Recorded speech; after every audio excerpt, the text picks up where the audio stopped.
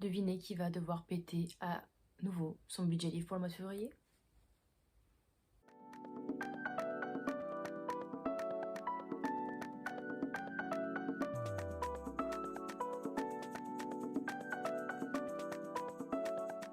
Hello tout le monde, j'espère que vous allez bien. Je vous retrouve aujourd'hui pour la vidéo que vous adorez tant et j'adore fouiller sur pas mal de sites pour pouvoir vous procurer les livres qui vont sortir du coup pour le mois de février, donc 2021.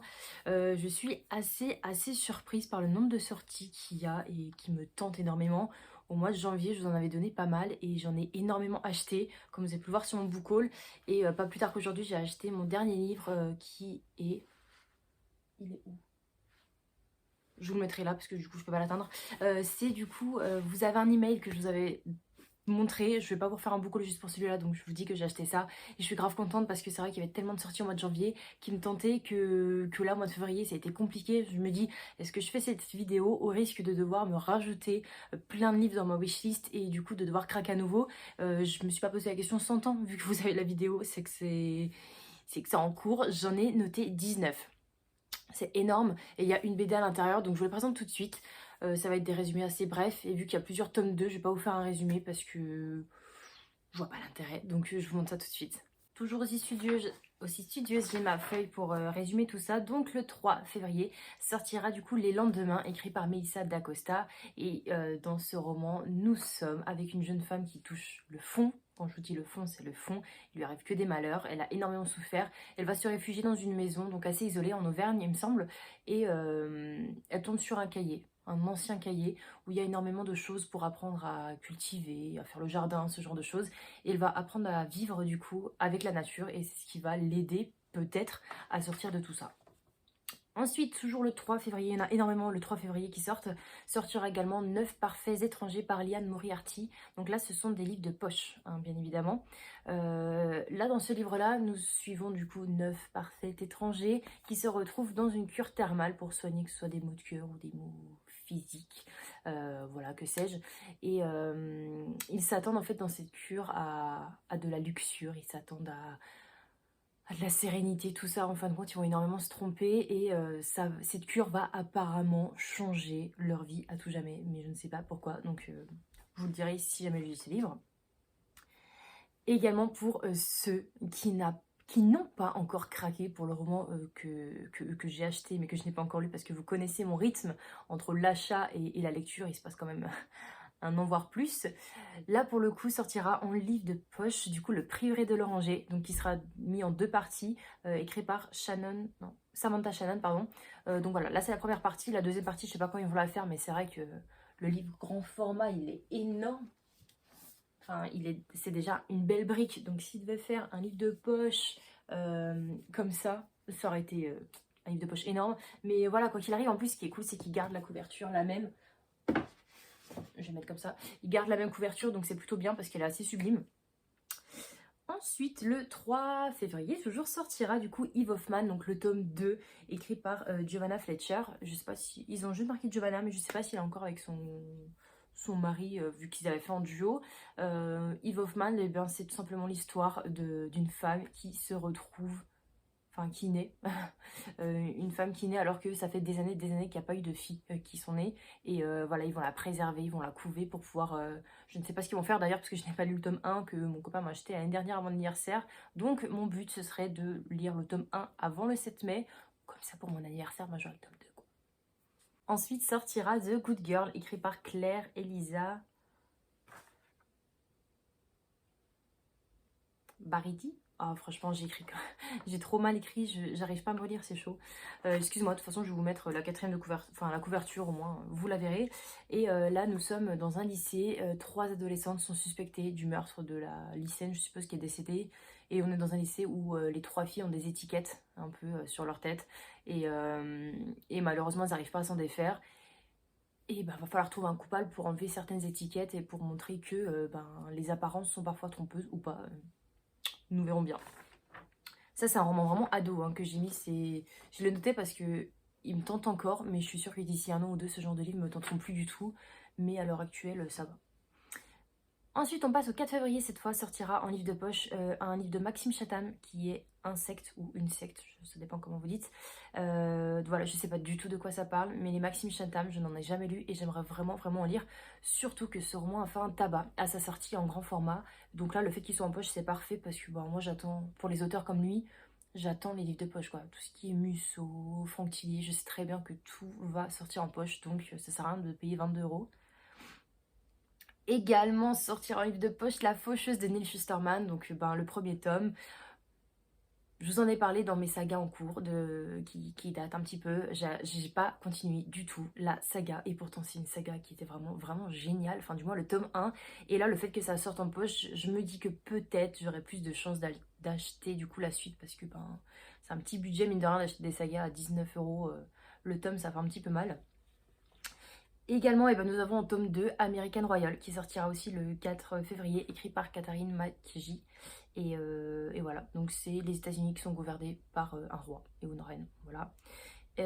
Ensuite, pour les plus romantiques, sortira le nouveau roman de Colleen Hoover, Regretting You, mais je ne sais plus du tout de quoi ça va, j'ai oublié de noter le résumé. Donc ben, je vous invite à aller voir, mais vu que c'est du Colleen Hoover, pas besoin de noter.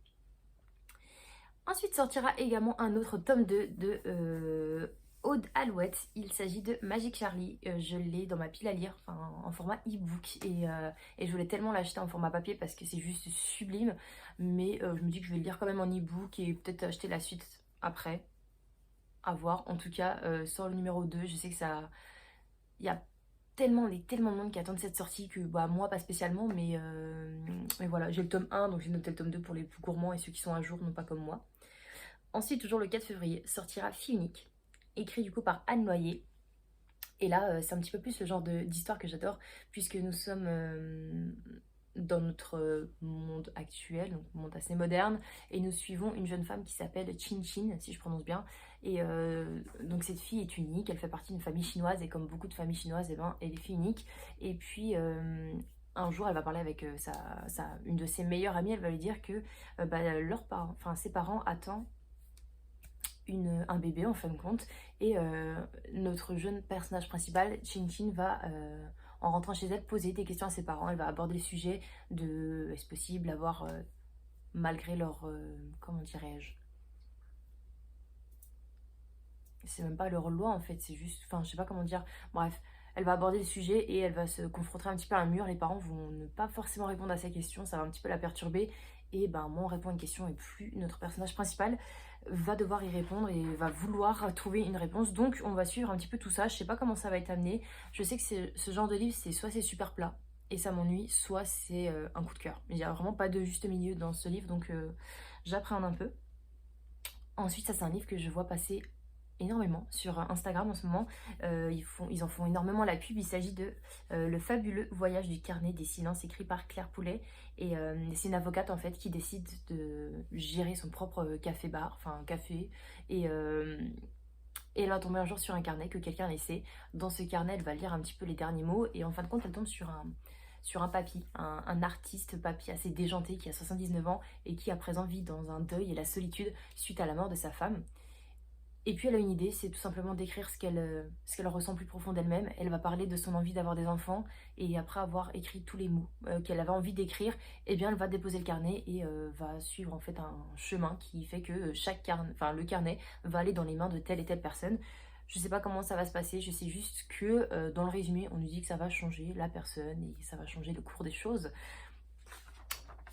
Est-ce qu'elle va avoir un enfant avec quelqu'un qui prend le carnet? Je ne sais pas. On verra si ça part en histoire d'amour ou pas. Ensuite, à présent, le 10 février, va sortir 3 heures de Hunter's Rosland. Alors, pour vous expliquer, nous sommes dans un thriller, un policier. Quelqu'un dépose des cadavres dans la morgue, mais ce ne sont pas des cadavres qui sont étiquetés, on va dire. C'est-à-dire que les cadavres sont là, mais on ne sait pas à qui il appartient et tout. Ça arrive là du jour au lendemain. Et les infirmiers, enfin je sais pas si c'est les infirmiers qui s'en occupent ou pas, mais bon bref, les personnes sont en mode mais tiens, qu'est-ce qui se passe et tout, il y a quelqu'un qui, pour justement éviter de laisser des traces, dépose tous les cadavres dans les morgues. Mais un jour en fait la personne qui fait ça va oublier d'enlever le téléphone qui est sur un cadavre Et il y a une empreinte qui est connue, puisque cette empreinte appartient à un lieutenant qui a maintenant disparu depuis quelques mois. Il le recherche énormément. Donc je sais pas si les histoires sont liées, j'imagine que oui, hein, sinon c'est pas drôle. Mais ça m'a intéressée, je me suis dit waouh, ça peut être sympa à lire, un genre de poursuite. Et j'aime bien. Donc voilà. Si avec ça vous allez les noter dans votre wishlist, franchement chapeau. Ensuite, le 11 février va sortir Tout près d'ici, donc qui est écrit par Katrina Leno. Et là, nous suivons une jeune adolescente qui s'appelle Magby. Cette ado, elle a énormément de problèmes dans sa famille. Son père a trompé sa mère avec sa tante. Sa mère a décidé de s'autodétruire, elle boit énormément d'alcool et sa sœur est partie dans une toute autre ville, assez loin.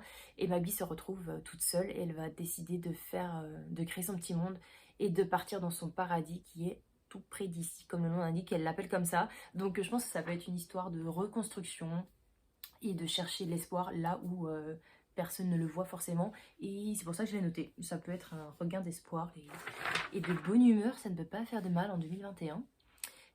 Et ensuite, nous sommes au 17 février, sortira Et les lumières dansent dans le ciel par Éric Pessan. Et il me semble que c'est lui qui a écrit... Alors, je sais pas si je l'ai là. Je suis pas sûre, mais je crois que c'est celui qui a écrit Dans la forêt de Hokkaido, que j'avais adoré. La couverture était juste sublime. Il a parlé du Japon comme never. Et du coup, quand j'ai vu son nom, je fais hey, un nouveau roman. Et j'ai été voir. Et en fin de compte, le résumé me tentait pas mal. Même si c'était pas un truc... folichon. Là dans ce roman en fait on va suivre un adolescent qui adore regarder les constellations, les étoiles avec son papa, et puis un jour ses parents divorcent et ce jeune garçon va se retrouver assez seul et il va continuer de regarder les étoiles parce que c'est ce qu'il adore le plus au monde, mais il le fait seul et voilà, ça le blesse au plus profond de lui-même. Un jour qu'il regarde les étoiles, il va tomber sur un phénomène assez paranormal, un phénomène inexplicable, et puis il va vouloir en parler, mais malheureusement il n'a pas envie d'en parler à son père parce qu'il y a cette coupure qui fait que, et il va devoir choisir. Il va en parler à quelqu'un mais il ne sait pas à qui, et c'est là la recherche, je pense, des enfants des parents divorcés qui sont en mode je me dirige vers qui, étant donné que je n'ai plus cette confiance peut-être avec mes parents qui sont divorcés. Je trouve ça sympa comme sujet, donc si je trouve sympa, vous pouvez peut-être trouver ça sympa également. Ensuite sortira un livre de poche le 17 février également, The Wicked Deep, donc la malédiction des sœurs Swan, écrit par Shea Earnshaw. Je suis pas sûre parce que j'ai mal écrit également. Et là, et ben, en fin de compte, j'ai toujours été attirée par cette couverture qui est juste sublime. Et voilà, je vous cache pas que même si il était déjà dans ma wishlist et je me suis dit que je le voulais absolument, mais juste pour la couverture.